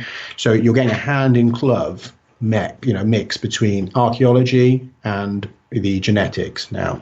Now, this does not fit with the existing narratives in the ancient alien story, because most of those will be either saying that we came about 200,000 years ago, 300,000 years ago, 450,000 years ago. And I can tell you now, there's no support for that. Okay, we know that's not true, because Neanderthals and Denisovans share an awful lot of genetic material with us, and particularly importantly, aspects of their brain structure and stuff, which means that they were essentially modern. They're like the wild versions of modern humans, but they have the brain complexity, right? They have all the things that make us, if you like, special. So you have to trace them back to when they were last in a common ancestor. If we really want to say that any beings or anything special happened, you can't just say it's us and not them. It doesn't make sense, right? Right. Because they have the genes for speech, they have the genes for higher thinking, they have all that stuff. So are we going to say that they naturally produced it, but we had ours given by aliens? Like, well, that doesn't really make any sense, does it? Why does it require aliens if they all had it and they weren't made by aliens? Well, okay? I think you're right. I think another thing too is that there. I believe, like Don is saying, like you're saying that in the chat room, Don saying that it's genetics because they're almost like they're wanting to wake us up to something. And you talk about these things a little bit in this book. I wanted to talk about the warp drives and wormholes, and you kind of go into the new propulsion systems and how. I mean, obviously, like Richard Allen Miller says, the laws of physics seem to change every 20 years. So I don't know why we call them laws, but we're getting to this more like guidelines. More like guidelines, right? And then you got quantum entanglement. So it's almost like we're getting to this stage where we're about to learn something new when it comes to moving in between these worlds, whatever they may be, interdimensional consciousness worlds, Yeah.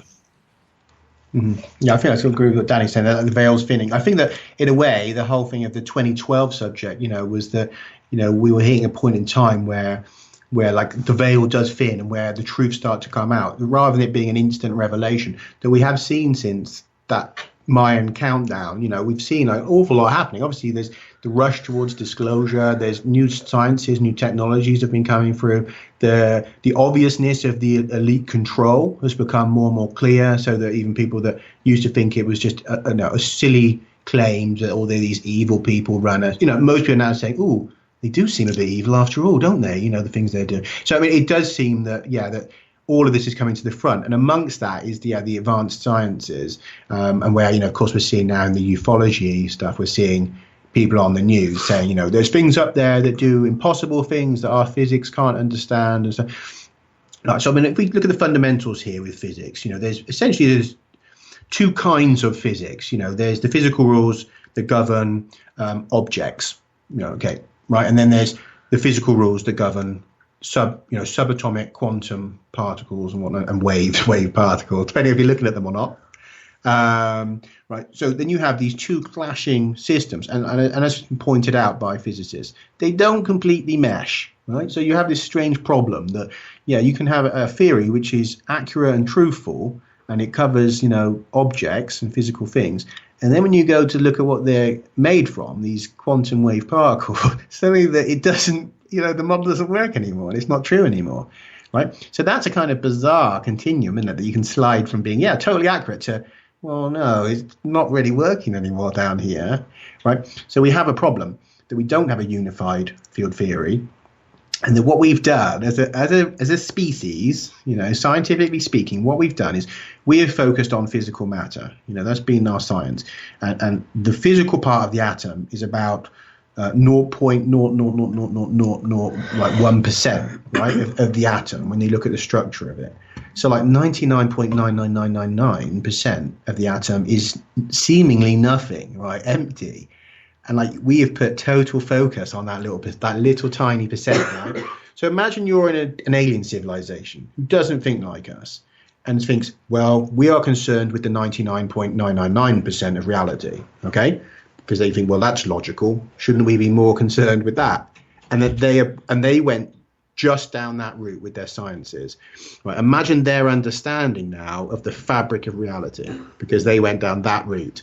Yeah, and then we're seeing these things, these technologies, strange phenomena, and not just the UFOs, but people reporting all sorts of strange phenomena. Time slips and visitations and doppelgangers and teleportation, and and that's not just now. I mean, that goes back into history. There's people have always been claiming there's some really weird stuff could be going on, and a lot of that stuff actually fits very well. Well, I've seen the videos of what I would think were called wormholes. There's still a few videos out there that are unexplained, that weren't doctored up, that look like some type of portal or wormhole in space or in our skies, that everybody's just looking at it like, what is that? Well, obviously, if you look into the natural law of I guess you could say the Fibonacci sequence, the golden sequence, the spiral form that you're talking about, it does seem like there's something there that could move in between worlds, and they still haven't figured out. They say they have, and according to Hawkins, but they still haven't figured out what a black hole truly is. No, or even really concretely shown that they objectively exist. But I mean, it seems to be obviously a closely related phenomena to a wormhole. These sort of singularities through space time, and at this point, I think there's two two sort of technologies that we sort of focus a bit on in the book, which are interesting. One is, of course, the wormhole. Now, the wormholes in nature are suspected to be very small, very unstable, and essentially useless for space travel, right? But they also understand that if you're able to produce exotic matter, which they understand can exist in certain quantum states, but if you're an alien race who's advanced enough to understand how to produce this exotic matter, it can hold open and enlarge a wormhole, right? And so if they're using that, then they are able to access that phenomena and travel between places in the galaxy. So we know it is a theoretical technology that an advanced race can have. Well, we got to take our last break here. I want to talk to you when we come back about maybe the proof for existence of, an alien craft. That could be a good discussion to have, right? So you guys... Sure, yeah. That's kind of in the book, so that's why I'm going to bring it up. But you guys don't go anywhere. We'll be right back with Daniella and Bruce Fenton.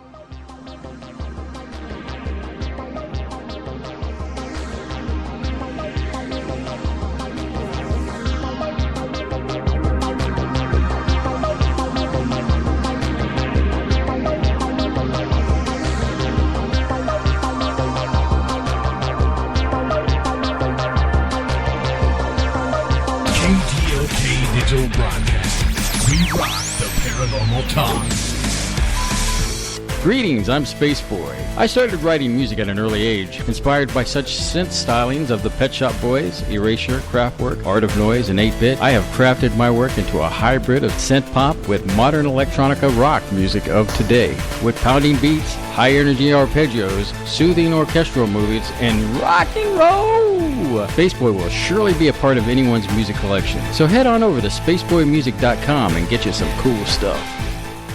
The Fringe FM presents proud sponsor, Ancient Life Oil. The real oil.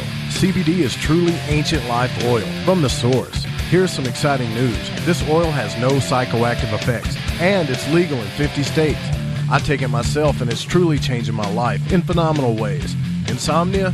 Not a problem for me. And inflammation? Well, this is just my experience. Be proactive and do your own research. Go get it yourself at ancientlifeoil.com. When you're healthy, happiness comes easy.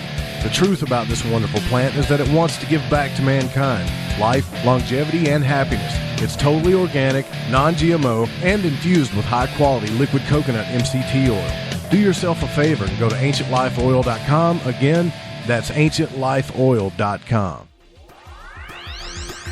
Ever seen an extraterrestrial? It can be hard to believe they exist unless you've seen one for yourself. What if I told you I've seen them my whole life, but have never had a witness who shared the encounter with me? Now, what if I told you I saw 4 of them, 2 with blue skin, and there are over 20 witnesses to this CE5 event? My new book, The Blue Beings, Visitation at the UFO Conference, documents actual accounts from real witnesses, many of which have gone on record to attest to this otherworldly reality. Be a part of the quantum paradigm shift that is taking place right now. Go to johnpolkmedia.com to get your copy of The Blue Beings, Visitation at the UFO Conference, on sale right now at johnpolkmedia.com.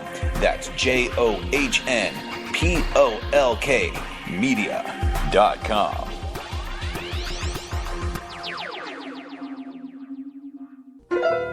Kids, don't drink and park. Accidents cause people. This has been a PSA brought to you by your friends at Shift Happens and The Fringe FM.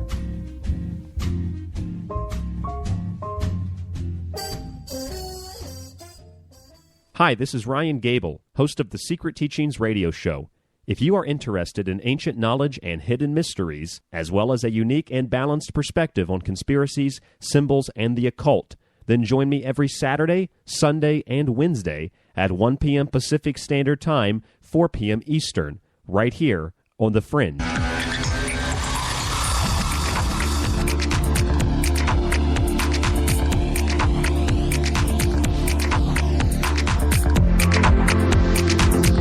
Welcome back to Lighting the Void. We are live on the Fringe FM. I am your host, Joe Roop, and we are here with Daniella and Bruce Fenton talking about their new book coming out on April the 15th, Hybrid Humans, and the scientific proof of this. 800,000 years ago. Before the break, Bruce, I wanted to bring up something about in the book, and I don't like giving books away, but man, it's just such a fascinating subject, all of the stuff that you guys talk about in this book.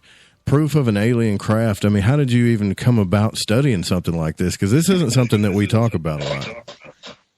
Yeah, no, it's not really. I mean, it's not something we'd probably ever expect to see because, you hear about pieces of metal from crafts and stuff, but I mean, you don't really get a lot of proof of that, that sure. You might get a photo of a metal object, but we've got no way to tell, have we, whether it's from a piece of aluminium foil or from an alien craft. So yeah, it's been a problematic subject area, that, the evidence of craft. So, I mean, I was quite sort of blown away to be able to find what I feel is that. And that came about because, again, I'll very quickly say that, in the book that we read, this Outer Ringa, when the first ancestors were created, the lady who wrote it, she had not only that connection with an artifact, which may have been an alien artifact. That's what the voice told her after it came into her house, right? It said, I am a star person consciousness attached to this object, and told her, look, there was this event that needs to be remembered now. It's going to change things on Earth, and said that you're going to meet a number of people who also were going to be able to remember and tell you stuff about it. And she literally met about, I think, 20 to 30 different people that came into her life in a short period of time. And it was very random. Yeah, sometimes like in the street, through regression work, through, just meeting through other people. And each one had, a fragment of this story. Either they remembered something about the craft coming here, or they remembered being, incarnated in one of these first, human hybrids, or they remembered even being on the evil kind of team, and being involved in in the story, which is shooting down this craft, right? So from multiple perspectives, she was given this story alongside this voice, which was attached to this strange artifact that came to her house. So it's a very strange story in itself, and people should read that, right? So, but, that is not evidence. So what we felt was that, okay, well, it's a kind of evidence. Obviously, it's like the other ancient alien stories out there, that there's claims, there's stories, there's eyewitnesses, which are a form of evidence. But we took it as, well, look, hang on a minute. If some of the events in this book were real, they should leave traces, because it describes, it describes not only of this, the seizing of Earth and the manipulation of DNA by this negative group, but then basically around about 800,000 years ago. In some of the memories, they thought 900,000 years ago, okay? But I looked at a date range between 1 million years ago to 800,000 years ago, roughly, to see if I could find evidence. Because I know that psychic dates are often not accurate, because it's very hard for people to bring fixed dates from a higher dimension where there's no time, So knowing that from my research into supernormal subjects, I quite an expanded date range to look for the evidence that might back this up. And so I actually found it at that earlier date range, close to 800,000. So thankfully, I looked at quite a range. But the key part is, they said that this mission came to Earth in this large crystalline ship, which had its own built-in consciousness, like a fully self-aware, advanced, like computer system, if you like, but built into this crystal frame of the ship. So a living ship, right? And that this is enormous. 50,000 beings on board, comes to colonize the planet. There's an agreement that the planet will be handed over by this other group, who have annexed it and shouldn't have been here in the first place. That's been arranged by an alliance, which we call the Pleiadian Alliance for the sake of it, because they come through a wormhole in the Pleiades, but the beings on board are from multiple worlds, okay? So it's a very complex story, but they've arrived here. There's a betrayal. The ship is described as being blown up in space, melting, raining to Earth. So we thought, well, let's first of all, hope beyond hope. Could we find any evidence of that? That this vast craft exploding in the atmosphere. You think probably not, because it's so long ago. But there was some clues, and one of them is that in the book it says, that the author felt that perhaps it was related to a material called moldavite. And moldavite is like a tektite. It's a kind of glass, right? A crystalline, highly silica glass. Now, I looked at moldavite. Moldavite, the problem with it, I'm not going to say whether it is or isn't part of the story, because it's not for me to say. I can say that was her information on it, her intuition. But moldavite is dated at being too old, technically. It's about 13 million years old by conventional dating. Now, it is possible that the conventional dating somehow is wrong because of it being an alien material.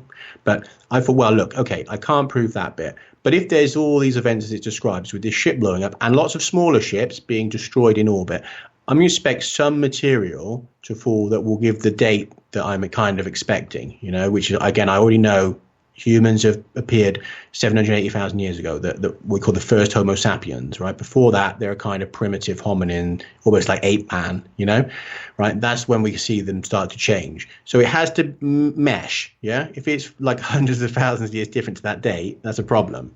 Right.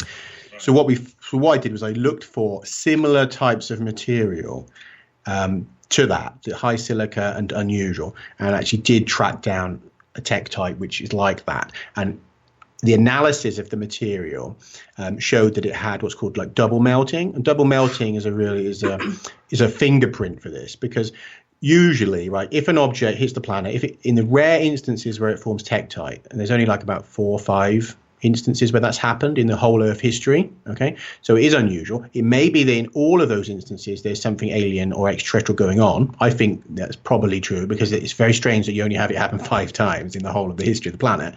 But anyway, one of these dates to the period. It's spot on to 780,000 years ago. Material absolutely matches that date, right? And so I was blown away, to find that, because you're thinking like, there's no way I'm going to find this remains of a ship, no way. And it's like, oh my God, it exists. It's already been found, it's already been analyzed, and there's this whole mystery to it because of double melting. And I'll just explain double melting quickly, because this is an important point. If something hits the planet, it hits the ground, it melts the material, the rock, and turns it into this glass, right? Tektite glass. Sure. So you get a singular melting. Boom, bang, melts, throws out of the ground. That's it. Okay, it cools. In this one instance, what happened is they found that they've detected that the material was initially molten glass, and it formed spheres, and that the spheres then instantly froze, and then they melted again as they moved through the atmosphere, right? Well, there's only one place that can be happening, isn't it, right? In space. Yeah, because where does a liquid turn into a sphere? In space, right? Where does a liquid freeze instantly? In space, right? So this clearly isn't happening as something impacted the ground, right? Because it just wouldn't turn. You wouldn't get spheres of liquid that freeze instantly. So the scientists have looked at it and thought, well, we don't really understand this, because it's almost like the material is thrown back into space, but that never happens, right? In comet and asteroid impacts, there's no evidence that can happen, because it's got to fly back up about 50 miles into the air, right? So that kind of force just doesn't exist, because the force is transferred into the ground when it hits, so you lose a lot of the energy, right? You do get material thrown quite a long way, but not into space. And then if it went into space and it left, the planet, you'd always expect it just to keep going, but it's like, it came back, so it went up, came back. So, and also you've got the fact that it froze instantly. If it was in the atmosphere, it would cool as it moved through the air, right? Only in space does something cool that rapidly. So there's been this head scratching conundrum, right, about this material.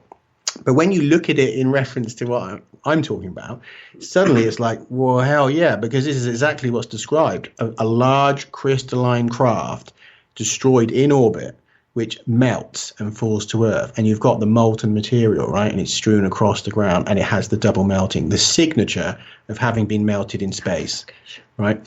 And some of it, being in Australia, which is where in the story the creation event is happening in Australia, right? So you have a hand in glove mix again of where this is happening and where the material is, and so these kind of things that we call obviously like anomalies stacked on anomalies, and on top of that, they say in the same story, it says, right, that there is a second mission, okay? So after this craft has been destroyed, a few survivors came down in small saucer-type craft, only about 3 or 4 craft. They've used what technology they have left to then create humans, because they realize they can't colonize the planet. They don't have the tech anymore. It's been blown up in the mothership. Change of mission parameters. Okay, we can free the planet by a different means, by upgrading the local hominin, and allowing it to sort of change the planetary direction of it and throw off its kind of control grid, because it's being used by these other beings. 5 years later, another mission arrives through the gateway, right? But this is not a colonist mission. This is a military mission that has come to enforce the original agreement, and says to these other beings, look, you were told to get off the planet, you've betrayed it, you've blown up a peaceful colony ship, like you leave instantly, or that's it, we're going to destroy you. And there's this other second group. Most of them leave through a wormhole, again, another wormhole technology, the wormhole that takes them to Orion. And of course, people know Orion and the Pleiades, are the two star systems. But if you look anywhere in the world's mythology, pretty much you're going to see Pleiades and Orion coming up, right? And it says in this book there is an ongoing aggression between the two groups, the Pleiadians and the Orion group. So these beings leave, but not all of them. And the group in space says, right, that's it, okay, we're going to bombard the planet. And what they use is comets and asteroids and objects in space to bombard planets. So they pull in asteroids and then bombard the bases, right? Because most of these creatures are underground, and they bombard the planet. Now, that's a big event, right? So you'd think, okay, if that happened, there should be a signature, right? And I hadn't heard of that. So I was looking while I was doing the research. This is the first time I've ever heard of it.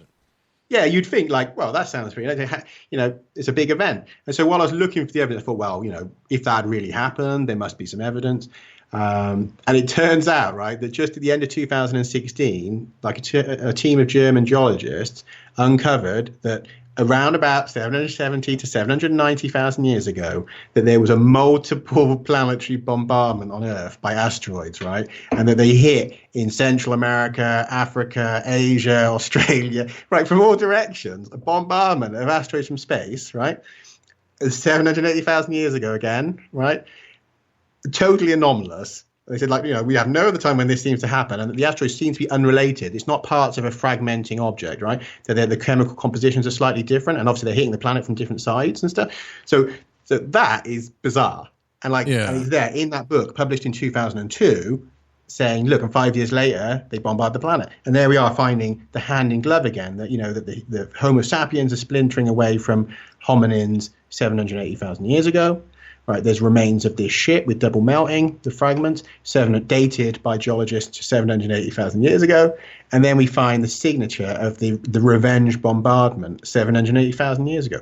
So when you get those kind of anomalies stacked on anomalies, something really freaking weird's going on. You know what I mean? So, well, yeah, and not to mention, there's more in the book. If you guys get the book when it comes out, there's way more stuff that's compelling about it too. This is just kind of like the brief rundown of this thing. I mean, even NASA looked into this, and they can't explain it either. To me, this would be what other explanation could it be? No, and that's right. For decades, top minds in science have looked at that problem, and the only solution they've never thrown at it is an exploded alien spaceship. Put it that way, that they've thrown every conceivable idea, right? Because they'll never jump to that. No. But they're left with no satisfactory conclusion for how this has happened, right? After decades of research. And the only thing that they haven't applied to it is what if a big crystalline spaceship exploded above our planet? And that is exactly what this other claim is telling us. And when we look at the evidence, it's hand in glove. Of course, we go into a lot more detail, and obviously we also, in the Homo sapiens part of it, we explain specific genetic changes that have happened 780,000 years ago, because there's a lot to that. And there's a lot of anomalies that support the idea that someone is modifying human DNA at that time. It's not just that we're saying, okay, we start to evolve then. No. There's specific gene fragments and stuff that seem to be cut out, replicated, put back in. All sorts of really strange stuff happening 780,000 years ago. And of course, there's further anomalies at that date. I mean, people want to look into it, but there's also a magnetic pole reversal, right? The last one that happened on this planet. Guess when it happened? 780,000 years 800,000 years ago, they put it, around 800,000. Well, no, actually, if you look, 780,000 years ago is the date given for that, right? If you look at for the magnetic pole reversal, but around 800,000 years ago, also the Milankovitch cycles of climate cycles were disrupted. Now, again, when you say around 800,000, that's very close to that 780,000, isn't it? So obviously there's a lot of weird stuff bang on that date range. And they said that something changed our 100,000 year cycle to a 40,000 year cycle, or the other way around. But these climate cycles that have been fixed, for millions of years, suddenly are disrupted. And they're all, again, on top of these dates. And I mean, it's like, so how many anomalous events do we need stacked up one on top of the other until we recognize something abnormal is happening, in that 800 to 780,000 year range? There's something really, really weird going on. And then we're being told via this consciousness that's talked to this woman, that yes, we were here. We tried to upgrade you because, the original colonization mission failed, and that, we're trying to now awaken you, and we're still in contact, that there is no first contact coming. The contact has been continuous. That we're in a continuum where you're waiting for the White House lawn landing, but we've always been here, and we've always been working with people on your planet, whether it's through shamans or visitations, and, obviously the Egyptians and Mayans, and people tell us, look, beings have come here or have communicated with us. And they don't tend to say, in more recent times, ships landing. Sometimes people say that seeing it. Most of them seem to talk about portals and doorways and stuff, So again, that Stargate type technology where beings just come through, rather than this idea that we would see a landing on the White House lawn. It might be more likely we'll just see a being appear, just there in front of you. So I think we need to upgrade our thinking in the kind of abilities that these civilizations have, especially if 800,000 years ago they already had giant living crystalline craft, right? They could go through wormholes. How much more advanced are they now? Yeah. Right. Has there been any communications through you guys or anyone else that you know of, maybe on a shaman journey, that validated this event? Maybe we've had a few different people actually that have connected with us with information, but there's certainly the same stories or similar parts of this have come up through the mediumship of a lady. What's the one who wrote about the Living Library? Writes about the Pleiadians and the keys to the Living Library. Barbara Marciniak, and she talks about that event. We've had people independently or not known, that have contacted us and told us about experiences they've had, which again tie into this. Yeah, and being told to contact us. Yeah, so one guy the other day said he woke up from a dream where there was, this Egyptian sort of looking guy on another planet with a purple sky with blue skin talking to him, said at the end of the conversation, said like my name, and then he saw me posting the thing about the book in a group, and he was like, I need to talk to you. But the beings that we have dealt with are blue-skinned, right? They have lived here as Egyptians before, some of them, as, involved with the Egyptians. And like I said before, that tunnel my friend saw in the pyramid that went through to another planet, there was a world with a purple sky. So if it's just someone on Facebook to say that to me and say, look, they showed me a purple sky, they showed me he was in Egyptian clothes, and he says your name, it's like, well, it's a bit friggin' weird, because so that we do get those things happen, and we do get validations. Danny's had those obviously multiple journeys, and the beings that she's seen of this type, a humanoid, tall humanoids with a light blue skin. And I know that there's a lot of people out there that have had these encounters with these tall, slightly bluish beings. So it's not unique to us. They seem to be one of the dominant factions within what I call this Pleiadian alliance. But Pleiadians is a bit of a catch-all. When people say, the Pleiadians, this ship is specifically described as having beings from many worlds, many kinds of species on board, and that the gateway to our planet is in the Pleiades, rather than they live there. And I think that's sort of important to make clear as well, that that's easy to confuse that, to think that they live there. It's like, no, I suspect that the Pleiades cluster is itself artificially created by these beings. They've seeded those stars to provide the energy to the wormhole. I mean, that's a pretty far out thing to say, but you need a lot of energy, and that is a fairly young star cluster, and they all bonded together, right? They don't move apart. They stay bonded together, moving as one. There's some very strange things there, and that is where they describe the gateway. So I think it's artificial. So in y'all's opinion, based on this, and that's a Southern term, y'all, I don't know if you ever heard that before, but in y'all's opinion, do you think that what is the purpose? What's the agenda here for the hybridization of humans? Isn't it? It's not about slavery, is it? I mean, what is it about? The opposite, really. That yes, they knew that the group, these Orion group, had enslaved, had created hominins as a subhuman type species, had enslaved them, was using them as slave labor and as sacrifices to these other dimensional beings that are called the Draco, right? Which we can think of as demonic. It'd be the closest thing, because they're intradimensionals, and that they feed on the consciousness of life forms, right? Horrific sounding stuff. Okay, I can't prove it, but that matches with stories you can get from, all around the world, these beings that feed on people and that you give offerings to them and all that, right? So the Pleiadians come and say, look, we want an end to this. They fought these vast intergalactic wars with these groups, and they try and they want to take the planet on and upgrade us and free us. And so they have a good aim there. And now what they would like to see is us to progress free of those influences. But they're waiting for us to ask for that, because they won't land on the White House lawn, because apart from anything else, the kind of people that lead us right now would say it's an invasion, and it would look like an invasion. Oh, definitely. So until we can turn around and say that, we don't want the secret government version of events and, a fake alien invasion, and then we can say, as a populace, we want friendly, open communication with good-hearted type beings. I'm not going to say they're perfect, but the ones that are more like us, they're not implicitly nasty. Then they'll be willing to do that. But first, they recognize we need some disclosure. We need some sort of evidence to show that they are there and that they've always been there and that they have friendly intentions towards us, right? At least that specific group, yeah, because there's other groups who don't. And one thing is made clear in that other book, the first book, is that there are still here some of these other beings that they tried to throw off, and that they have been allowed just existing alongside us and inferred under the ground, and I won't, I'm sure that you've heard many people talk about entities in, underground caverns or whatever, and politicians being influenced by other dimensional or physical AT. They're basically saying, yes, that's correct. And that, they're standing on hand to upgrade our relationship, that they're already in communication with Earth, but they do want us to say, we want to work with you and we want these other ones gone. We don't want to be part of a secret space war where we're fighting alongside evil entities against the ones who actually want to help us. Right? So they're waiting for us to clear up our act a bit, but they are willing to give us some more evidence to show us they exist and that they have good intentions for us. Do you guys have any plans on presenting this? I think you should come to the States and present this information if you haven't already. This is some good stuff.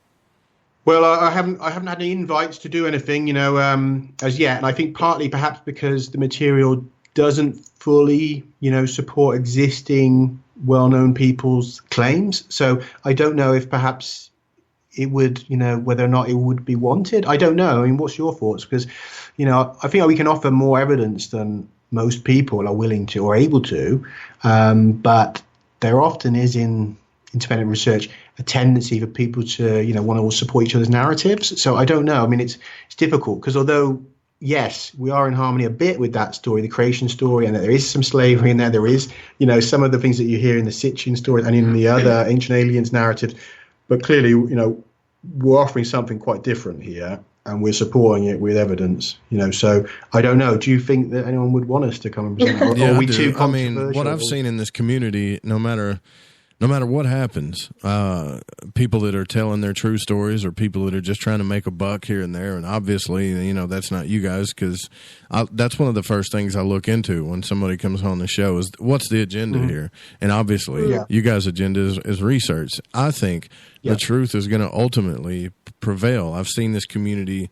When I say this community, the people that read the books, the people that listen to the radio shows and go to the conferences, they combat each other, but they're only doing it for the right purposes. So there is some conflict in the community a little bit, but the truth, I mean, I really believe is ultimately going to prevail in the end, So I would say keep doing what you're doing, and it'll probably happen. Okay, because I'm happy to present it to people. I think it has to come out. I personal conviction that this is some of the pre-events to a full disclosure and working relationship with off-world intelligences, that this is like they want it out now, and that's why this has happened in this really complicated scenario where Danny's had to be dragged through time and space. I've had to go to Egypt, and this other lady's had an alien artifact in her house, and it's all come together right into this as a kind of a revelation. So clearly that is orchestrated on a higher level, which we have not been fully privy to, because there's no way that all of these factors could have come together for us to bring this information out without some help. So I'm aware that this isn't just that I'm a really good researcher and Danny's a really good medium. That there's a bigger picture here, and we've been given bits of information from other sources where people have connected with us who out of nowhere in a way, and then they've supplied us information that it's like, oh my god, that is like hand in glove connects with what we're doing. That sort of synchronicity stuff. And I think a lot of that has been orchestrated from beyond, because they know that for us to have a coherent narrative, we needed it. I think that's the way that they work with us. I mean, it just comes through consciousness. As Bruce said, if 780,000 years ago they had a crystalline ship that had its own intelligence, can you imagine where they are now? They don't even need to appear because, they're all around us and they're in us. So well, they're about that's to. What I feel. I totally agree, and they're about to shut off the switch on us on the network. So you guys tell everybody where they can find your work. Give out the links and everything. Sure. Well, the main website for the book is hybridhumans.net. You can also visit us at our personal websites, which is brucefenton.info, and Daniella Cardenas, which is CARDENAS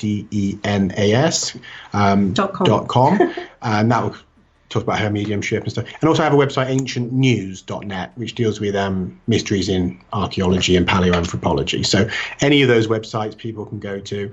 And there's a Facebook page as well for the book. So Hybrid Humans, scientific evidence of our 800,000-year-old alien legacy. A bit of a mouthful, but you'll find that there's a Facebook page as well, and we're available for questions on there. If anyone wants to pose a question and ask more about it, I'm quite happy to answer. Yeah. All right.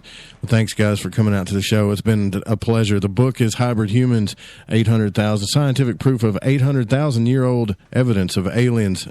You guys got to check this out. Go to those links. The links are on the website. We'll be here tomorrow night. And don't forget the show is produced by the Fringe FM and cannot be rebroadcasted without written permission. Music was by Kevin MacLeod, Chronux, and Spaceboy at spaceboymusic.com. See you guys tomorrow night.